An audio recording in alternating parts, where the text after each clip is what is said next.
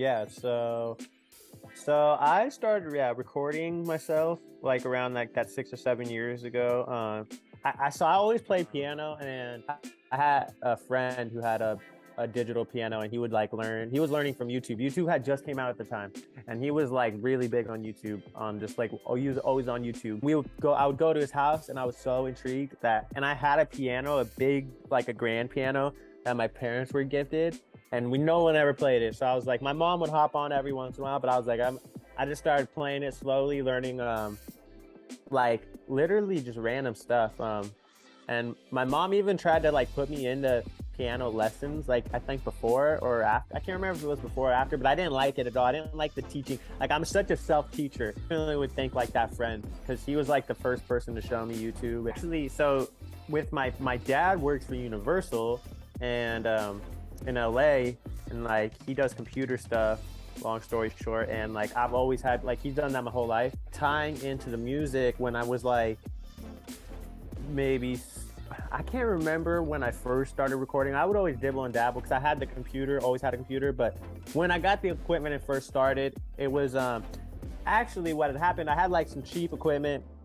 My first song I was going to tell you earlier, when I was I had my number one song on SoundCloud to this day. It's called Lazy Days, and it's only on SoundCloud. And I had just like me and my friends, like we just had like the GarageBand mic and Rock Band, sorry, and like from one of my friends, and I had the computer, and we had like a sock over it, and like we were making cool little freestyles, and we would just post them on SoundCloud, and they're all in there still.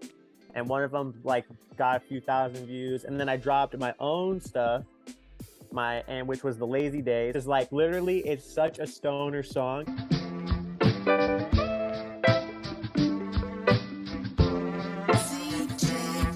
Yeah. Waking up, smoking, that's awaken, babe. Feeling great, going MIA for the day. Trying to appreciate the better things as we celebrate. Yeah, having a lazy day. Waking up, smoking, that's awaken, babe. Feeling great, going MIA for the day. Trying to appreciate the better things as we celebrate. Yeah, having us a lazy day. Yeah, I'm feeling lazy with a bad bitch. Hair wavy, kinda curly and a little crazy. Ass fat, that's the gravy. Blue jeans looking navy. Smoking daily, eyes is turning hazy. I have people that'll come up to me, and they'll, to this day, and they'll be like, yo, you made Lazy Days? The main chorus is waking up, smoking, that's awaken, babe. Feeling great, going MIA for the day. Something like, it's just fully like stoner, like lazy days. Out here is like a super stoner town, so it just clicked. Like, I knew from right there, like having that like song going crazy, and then like seeing Russ, and like that self-belief, that was like what I needed, was someone to be like, show me him. And then a guy like seeing Russ and do it all himself, I was like, man, I could do this. So that was like all the key. It was definitely like YouTube, learning music. I always loved music for sure. And the DIY, like do it yourself, just being able to self-teach. Like, because if I need to learn, like I just want to learn a new song, or if I have to like, because I do all the mixing and stuff, if I want to like, oh, I need to see how maybe to get this delay sitting right or something, YouTube life, like you either like take those and you run with it, like Gary Vee says, or you sit and you don't do anything with it, like you just let them go right past you. And I never really know, they come. And yeah, I think you more realize it in the future. Even like when I got to high school, like college never crossed my mind. Like, I mean, maybe a little bit. I've always loved business and stuff, so like I always just kind of knew I would do something like not school, like not just the generic go to school and different. And luckily music and stuff manifested, but I didn't do music and I went to college. I probably would have like went for a business degree still. I probably would have got into music and just like more helped people, and I would like probably just help people try to do music and like find their passions. I think that's like really cool. My top three, like, and I mean, it's like, I'll give you more than three, but like every time I do an Instagram post, I always like, I post my hashtags on SoundCloud. I always put 3 artists in, and they're my top 3. And it can differ. I mean, I hate to just put them as the top 3. Russ is definitely number 1. And then Drake and J. Cole. Those 3 are like probably my biggest. But like, if I don't like 3, I think 3 is super basic. I love so much music. I love Adele to like, definitely I love Justin Bieber. I love Justin Bieber. I have the same birthday as Justin Bieber. Like I love Justin from a young kid because I used to watch girls go crazy on him, and he's like the same age as me. So I was like, wow, he has great music. Some of my biggest rap ones would be Russ, J. Cole, Mac, Nipsey, Logic. Probably like pretty much it. I might have forgot one. Like I love Ken. There's some other ones that are in there. I listen to so much music, but those are probably like the biggest ones. Nipsey was huge to me. Nipsey passing, like so the girl I was with at the time was like her favorite artist, no joke, like #1 artist was Mac. So like it was so wild when he died. I was like, because I just started dating her, and it was like such a weird thing to me, and weird because I like music stuff, and I was just like, I like felt so, it was such a weird time. And then Nipsey died like right after, and I was like, damn, dude. And he was such a big influence to me that I was like, what the hell is going on?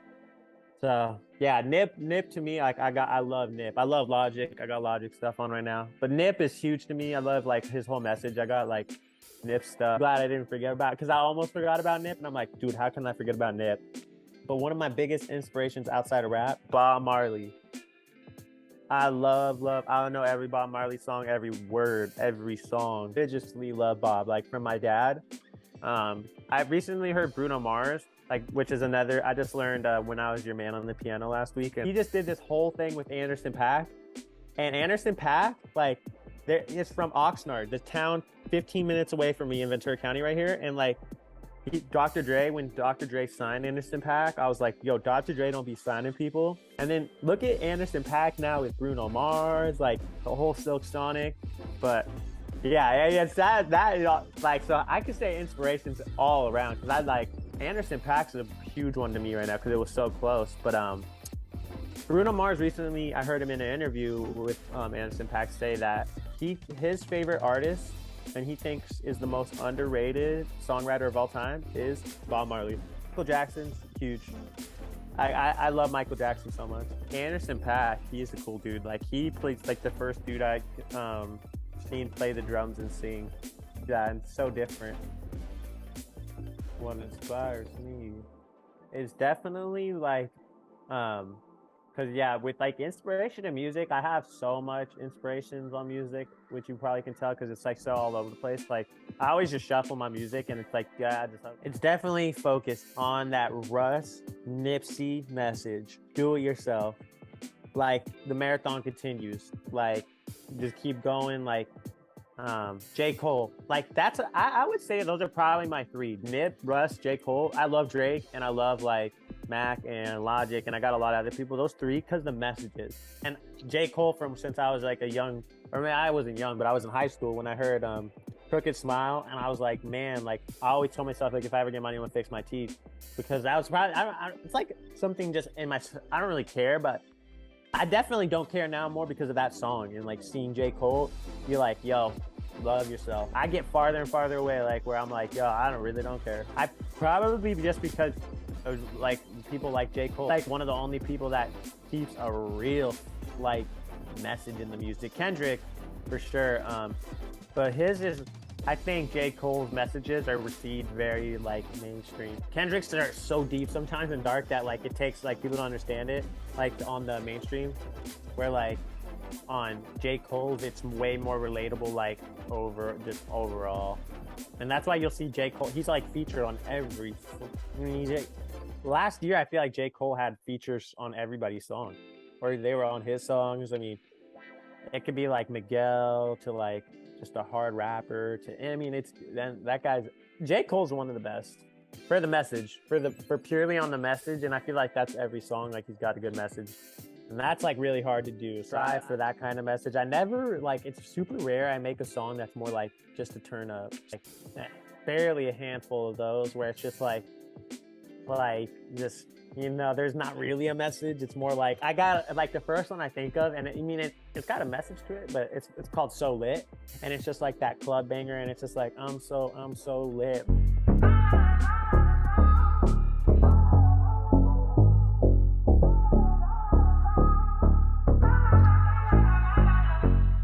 Yeah, you know how we do. Yeah.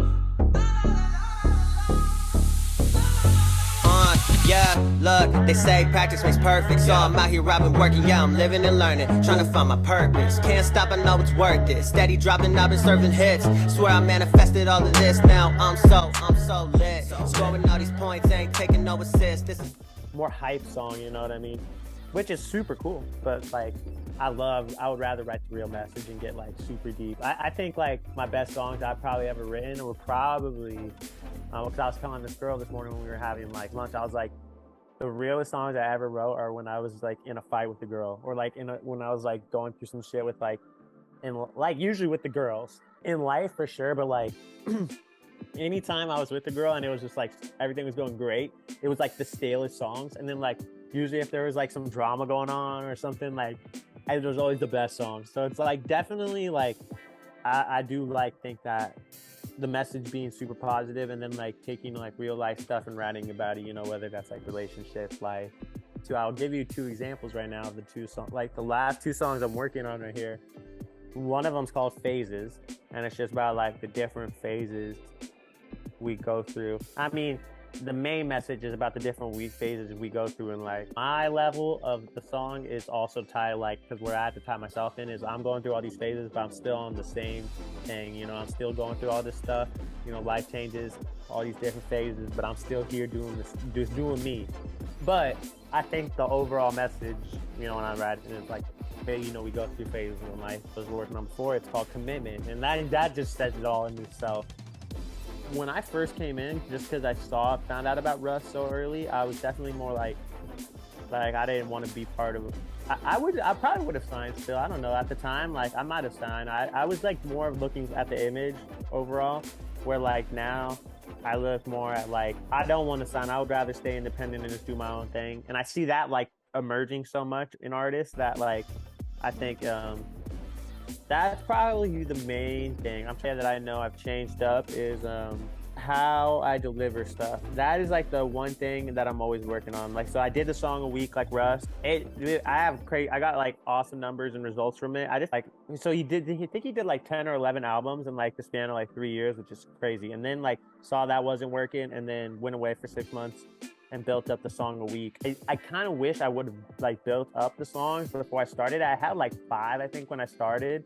And I had started about 2 years ago, actually, to like yesterday or the day before. I like during the summer, I literally just had stopped like right around the beginning of summer. And yeah, like, so all these songs that I was talking about, like I have a bunch of songs right now. Like this is the first time where I'm working and I just am saving my songs right now. Any song that I feel is super good, I haven't even put out. I like a handful of songs that I think are too good to put out. I got a bunch of stuff in the works, so like I'm gonna probably do a little bit of previews and stuff. I think for the most part, what I'm able to do right now is, I heard Tyler, the Creator, say recently in an interview, like people just put out music and they never go like talk about it again, and then like he's like promote it, like old songs, keep pushing on him. From that to come from him, I was like, it just stuck with me. So like, and I had the best idea because I get the memories started 2 years ago, but from it last year, I'm starting to do like the songs I would do basically from every drop last year, a year ago exactly. And I had like the craziest streak. My YouTube really started going crazy the beginning of last summer.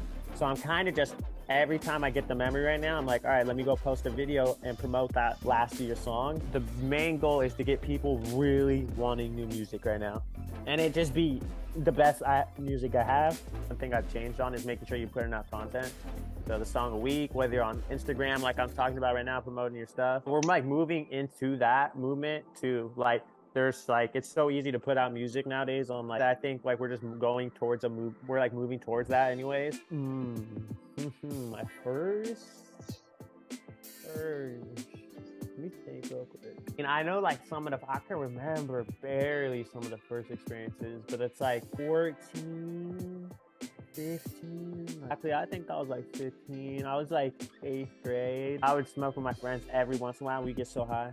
Like I would just like, joint could be like, we would use water bottle bongs, like, because we were so like ghetto back in the day, like, so like that was literally how we would do it. Like I still use that to this day in my car. Like always tell people though, because I'm such like so into weed that like I don't even get the same highs. Like you get a different high when you first smoke. Like yeah, it goes away quick because like that'll never come. I don't think that ever comes back. Even if you stop smoking and you smoke again, I think it's only something you can get when you first smoke. Those first handful of times, it starts to go away quick.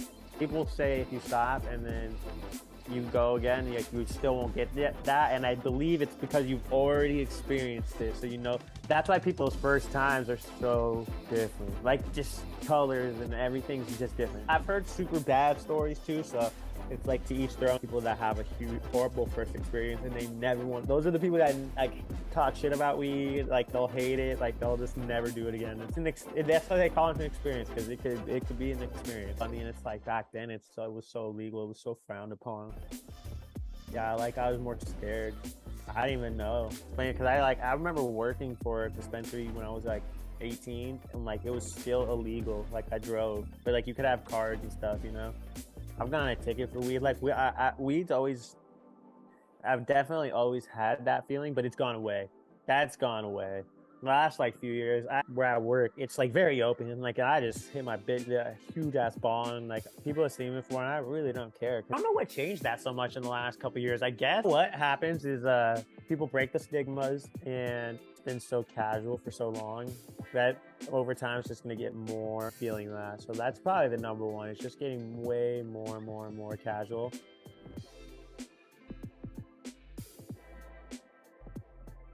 Even smoking, I'm smoking during the song, before, after.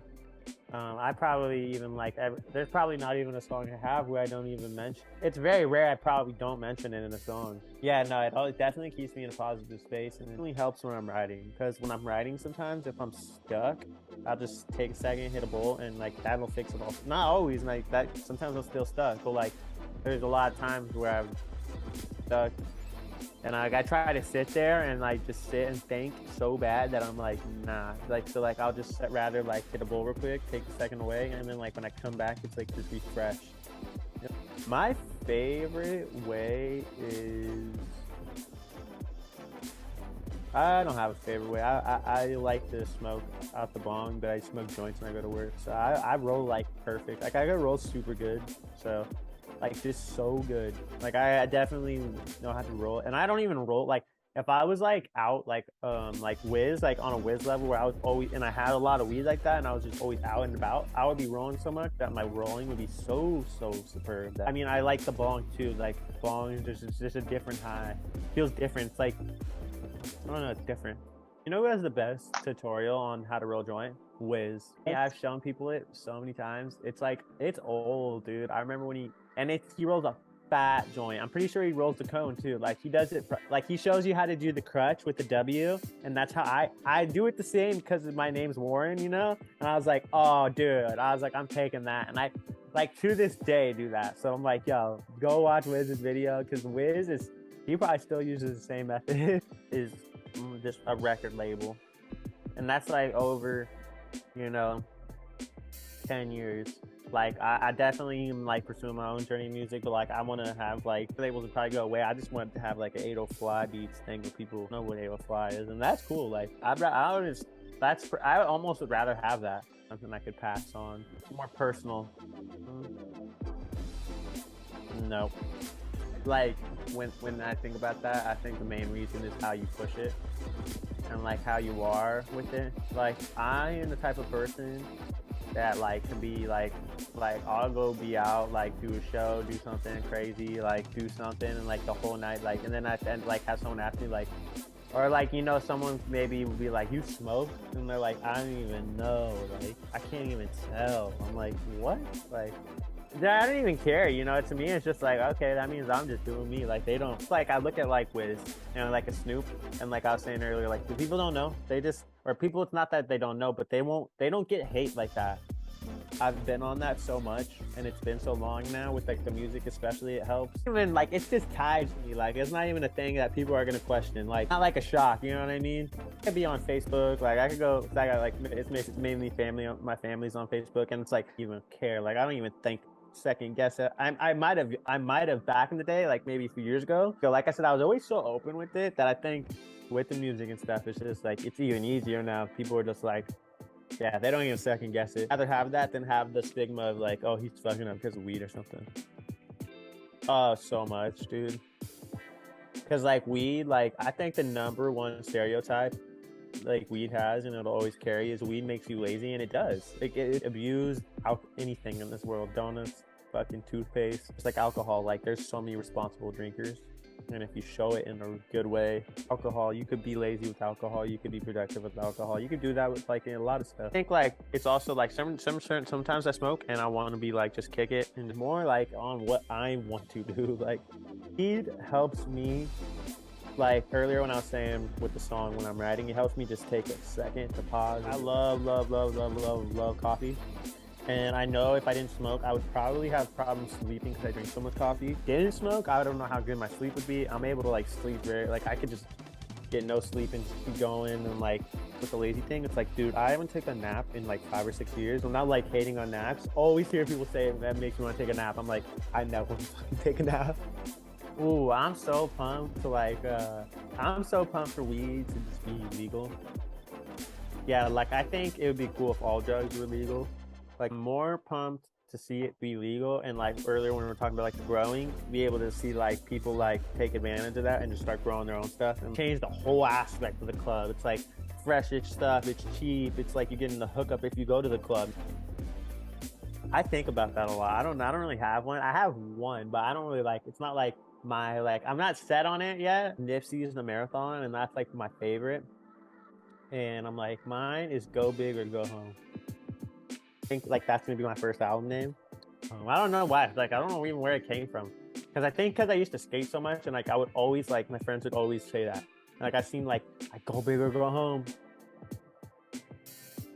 Pumped to like start going around like out of my town and place. I got such a cool fan base all over the United States, and I could definitely like, I get people always like hitting me like, when you come in here, I'm like, dude, I don't even know, like I can't even imagine. So I can't wait to like start going around. I've met like so many people online over the years, and like I can't wait to start meeting people in person and like rocking out with people and like doing like, yeah, meeting people and having good conversations and like doing stuff. So like I want to bring out other artists on the tours. Like I want to help other artists.